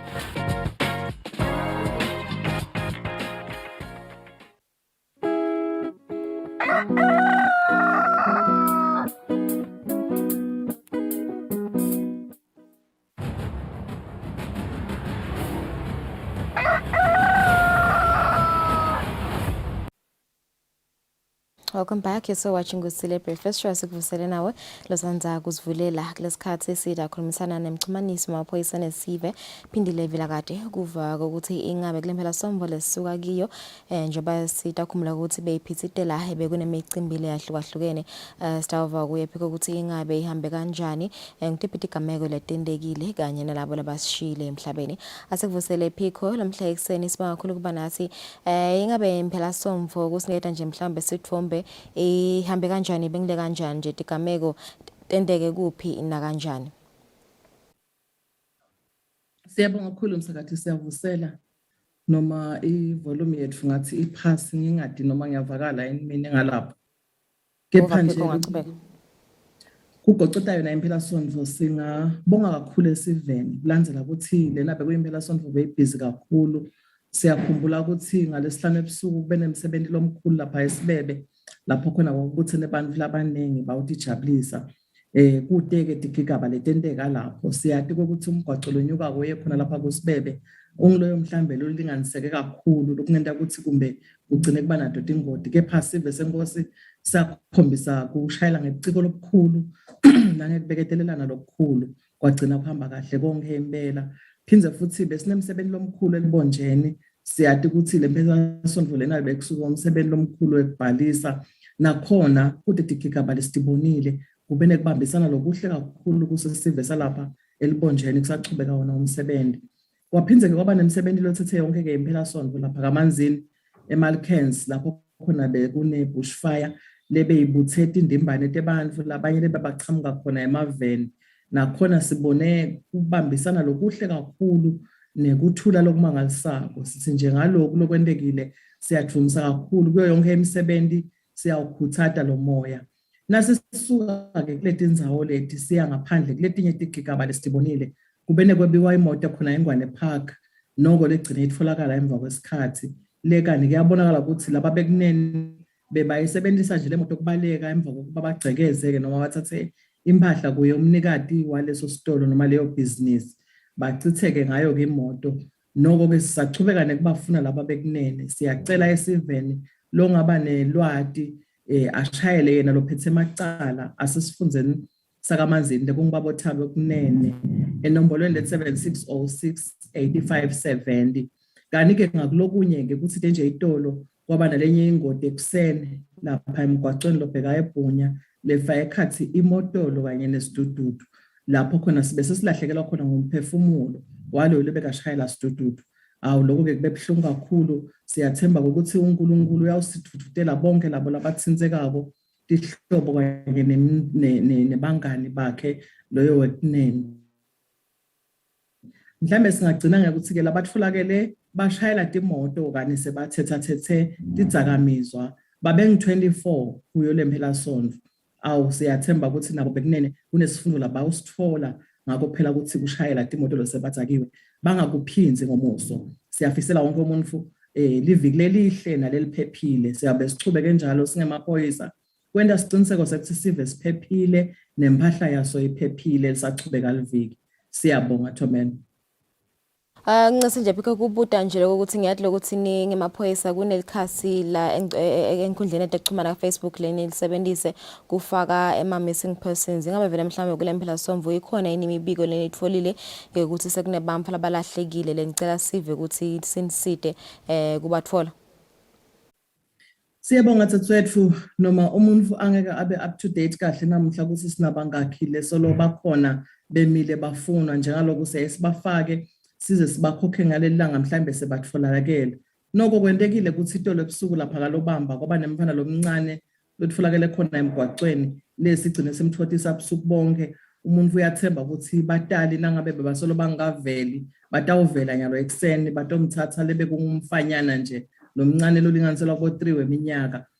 Kanjalo ke nalabo lotfola ukuthi sabafaka kulo likhasi kani phela sebatfolakele noma bakhona emaveni abomakhelwane. Singacela kakhulu ihlobo ukuthi this update kuloko ukuze kuthi store khona kuba update nathi kulelo khasi nalapho ke lesolo sibamemetela ukuthi siyabafuna for emacala lathide ukuthi basisite kuwo. Siyakhuthata ukuthi bekunene abativete kuyasita nasesigwebeni sakho lokuthi ugcine kuba nguwe mathupha lotivetile. Siyabonga nje kakhulu kulolu jaha labasivetele kulo evikini leliphelile lebe solo silifuna for emacala lalichungechunge ekugcekeza tindzawo nekuthatha impahla ngengani kanye nemeda yasesithokotho. Awusibone kubanjiswa abantu kakhulu lapho basilethela yena wekunene. Siyathemba lokho siyakhuthata ukuthi tawuchubeka nakulabanye. Siyabonga kakhulu tsatsethu. Nosibonga kakhulu Phiko ukusiniketa isikhathi sakho nokusiniketa nje sishomise ukuthi impelasonto ihambe kanjani. Siphatha itimakethe nasibuya sidabe sichubeke nehlelo.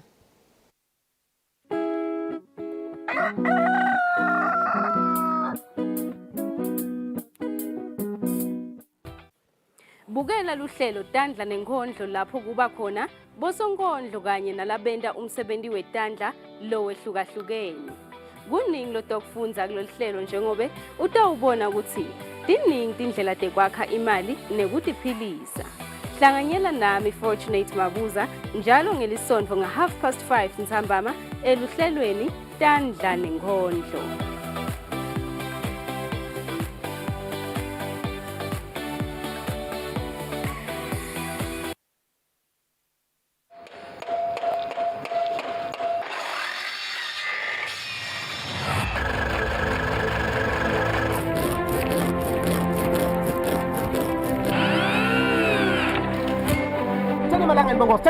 Send malangin chocolate. Nang so chito nang tagla nang talaga busha nang love bongos. Usafaka unathendera. Temnethumane athi lokhu ifithethiki kokusebenzisa utakhona uphila ubeke isingwa etafuleni. Ngina sengimelele umngane wami bese sihamba sophanda. Shemo ngichasha maye mahle ebonile. Ngafuna ukuthi le project ingawa ngikhona nami ngoba angisiyo umuntu othanda ukuthi info ingafa ngikhona. Kune life nesiyakiyo umuntu ngangemuntu kuyafuna at least abe nawo 3 ma skills in life.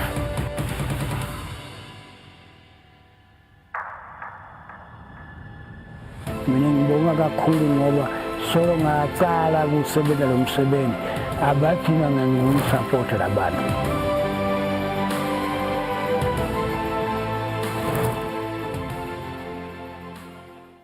I do the most. Watch local TV on the go with the Eswatini TV app for only 20 emalangeni. Come on. Do the most with Eswatini TV app. Download from Google Play Store or App Store. We're good together. Everywhere you go, MTN.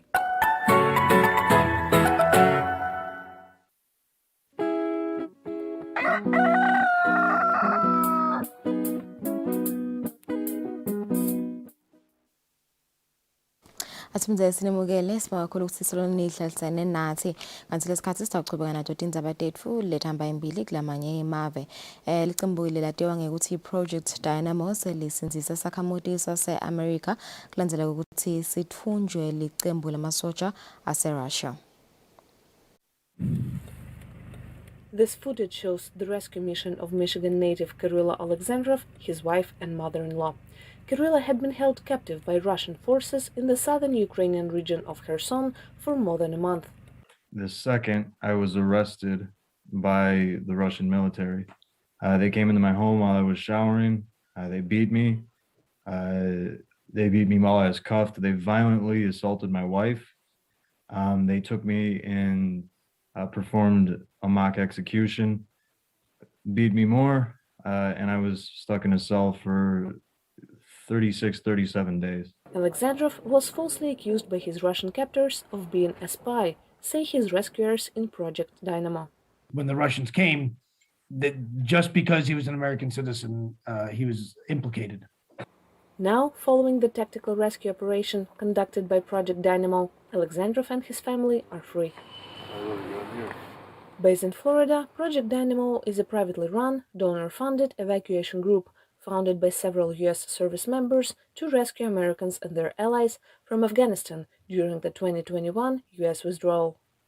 While remaining operational in Afghanistan, Project Dynamo has been working in Ukraine since early February, says Stern, a U.S. military combat veteran.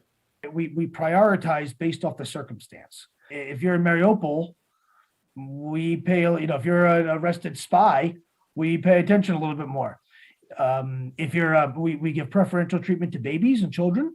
So there's a lot of babies that are born in Ukraine to surrogate mothers, and they're just babies. They have no way to get a passport because they're just babies, and their parents aren't with them. Stern says that in over 60 missions, their small group has managed to save over 700 people of different nationalities. With Alexandrov, Stern says they had received intelligence that he was scheduled to be extradited to Moscow, where he would have faced imprisonment for more than 20 years. Alexandrov is grateful to be rescued. When I was released, it was the most relief I've ever felt in my life. I was extremely happy to see my family. My mother, I haven't seen her just shy of a year. My family's alive. I'm alive simply because of Brian and his team. Russia denies targeting civilians. But Stern says Project Dynamo is now in discussions with the United Nations, the International Criminal Court, and the US government regarding the abuse Alexandrov and his family suffered in Russian custody. Asike solo siyachubeka mengameli welive lase-Turkey President Erdogan kubikwa ukuthi utawubuyisela emuva abakhoseli labacishe bafike esigidini 1 million ababuyisele emuva emaveni abo. An estimated 4 million Syrian refugees are in Turkey now, having fled the long-running conflict in their country. Now, Turkish President Recep Tayyip Erdogan says his government will return 1 million refugees to Syria voluntarily, with promises to build 100,000 homes, which he says offers them a chance of a new life. The Syrians would return to an area under the control of the Turkish military and Syrian rebels, outside the grasp of Damascus forces. But refugee groups warn there is little security anywhere in Syria. We have arbitrary detentions, we have forced disappearances, we have unlawful killings, we have lack of security in general when there are assassinations, when people leaving their house not knowing if they could ever come back. And this is something that's repeated everywhere in Syria, regardless of who is the party that's in control. Erdogan is under pressure to start returning the millions of refugees in Turkey, given what pollsters suggest is growing public animosity. The 61% that agrees or definitely agrees with the fact that a more tougher stance should be taken towards Syrian refugees stems directly from the negative news that we are seeing that connects Syrian refugees with crime. And on the back of this economic downturn, I think the Syrian refugee or the refugee issue becomes a more heated issue where emotions tend to get out of hand. Last year, angry mobs attacked a district in the capital, Ankara, where many Syrian refugees live. A video depicting a dystopian Turkey where Arabs run the country has gone viral. Social media is awash with anti-refugee sentiments. Ahead of next year's presidential elections, most opposition parties are calling for the return of refugees. It will be certainly one of the main issues in the political campaigns for the elections. And this is one of the weakest points of the government, together with the economic crisis, of course. But the opposition parties will use it a lot. Turkish security forces are now routinely rounding up and deporting those they claim are illegal migrants. At the same time, refugees face increasing restrictions to encourage them to return to Syria. But some analysts warn such pressure could lead to another refugee exodus to Europe. If they feel that they are left between a rock and a hard place, and especially knowing that they do not want to go back to Syria, moving westward might be the only option available for Syrians to live in a place where they can actually have some sort of prosperity and safety. With millions of Syrians trapped in what is becoming a toxic political atmosphere in Turkey as elections approach, many see the lure of Europe, where their welcome is not guaranteed, as possibly their only way out. Kanti-ke mabhalane uhulumende eMelika Anthony Blinken ngalesine wethule inkulumo yakhe mayelana nemgomo yokusebenzisana nelive lase-China. Secretary of State Antony Blinken says the U.S. policy toward China comes down to 3 words: invest, align, and compete. We will invest in the foundations of our strength here at home, our competitiveness, our innovation, our democracy. We will align our efforts with our network of allies and partners, acting with common purpose and in common cause. And harnessing these 2 key assets, we'll compete with China to defend our interests and build our vision for the future. We take on this challenge with confidence. Blinken said that Washington was not seeking conflict with Beijing and that the United States was committed to defending international law and institutions that he said China wanted to move away from. Under President Xi, the ruling Chinese Communist Party has become more repressive at home and more aggressive abroad. We see that in how Beijing has perfected mass surveillance within China and exported that technology to more than 80 countries. How it's advancing unlawful maritime claims in the South China Sea, undermining peace and security, freedom of navigation and commerce. As United Nations Human Rights Chief Michelle Bachelet visits China to assess conditions in Xinjiang, where Beijing is accused of imprisoning scores of ethnic Uyghurs, Blinken stressed that the U.S. also remains focused on Beijing's human rights abuses. Its treatment of ethnic and religious minorities in Xinjiang and Tibet, along with many other actions, go against the core tenets of the UN Charter that Beijing constantly cites and the Universal Declaration of Human Rights that all countries are meant to adhere to. Beijing's quashing of freedom in Hong Kong violates its handover commitments enshrined in a treaty deposited at the United Nations. On Monday, President Joe Biden said the U.S. was willing to use its military to defend Taiwan, which would have been a shift from the U.S. policy of strategic ambiguity, in which officials have stopped short of making such pledges. Blinken said U.S. policy remained the same. While our policy has not changed, what has changed is Beijing's growing coercion, like trying to cut off Taiwan's relations with countries around the world and blocking it from participating in international organizations. And Beijing has engaged in increasingly provocative rhetoric and activity, like flying PLA aircraft near Taiwan on an almost daily basis. These words and actions are deeply destabilizing. They risk miscalculation and threaten the peace and stability of the Taiwan Strait. The Secretary of State noted the U.S. does not want to decouple from China. Instead, it wants to continue trade and investment with the Asian superpower as long as it's fair and does not jeopardize U.S. national security. It's 9 minutes before 8 o'clock. Sidabahleleti mayethe nasibuya sidabe sikhomisana with our sports journalist Fabrice Musonera.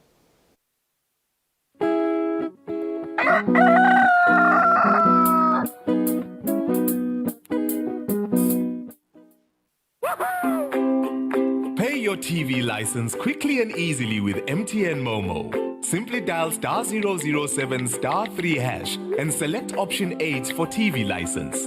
Enter your national ID number as your reference and the amount you wish to pay. Then enter your PIN to confirm your payment. Once your payment has been made, you'll receive a confirmation SMS of your payment. If you're a first-time payer, you get another SMS for your TV license. So legalize your entertainment from the comfort of your home. Pay your TV license the easy and convenient way with MTN Momo. Everywhere you go, MTN.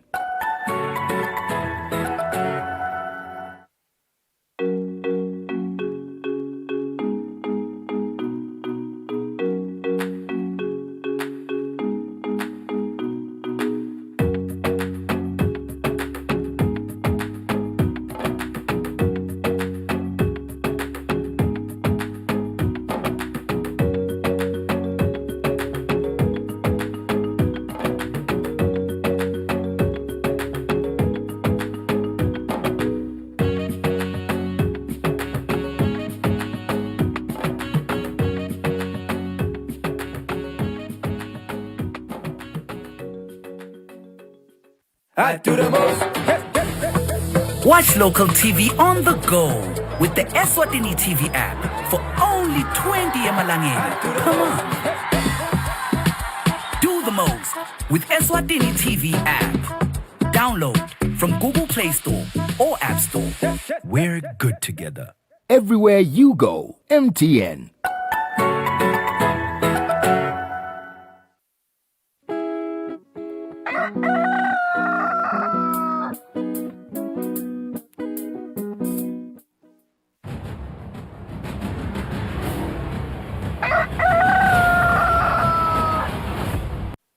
Welcome back to Kusile Breakfast Show. Sikuvusile nawe losanza kuzivulela only 7 minutes left before kushaya insimbi yesiphohlongo lamhla ekuseni. Lesikhathi sithathu kuxoxisana na Fabrice ngadoda emidlalo lebetendeka this past weekend. Sibabonile Fabrice badlali bema-fans rather eLiverpool akhala labanye bese bafuna kushayana ukuthi Liverpool lost against Real Madrid. How was that game? Ngivusile makakula. I think it's to many people, especially to Liverpool fans in general, it was a shock. But this is one of their season. But in a space of a week, I think they missed out on the potential trophies. Talk about the Premier League the other week, when on the last day they couldn't get it because Manchester City won and they also won. But Manchester City were the eventual champions. But the biggest prize was Saturday's prize in France, the final, where if you look at how things were standing, you look at the type of player they have. Yes, there is history when it comes to this competition, and that's where I would say those who really have watched the finals at the Champions League closely, they'll understand why maybe eventually Real Madrid were the champions. So it doesn't matter how many chances they had the game. Just to get the win.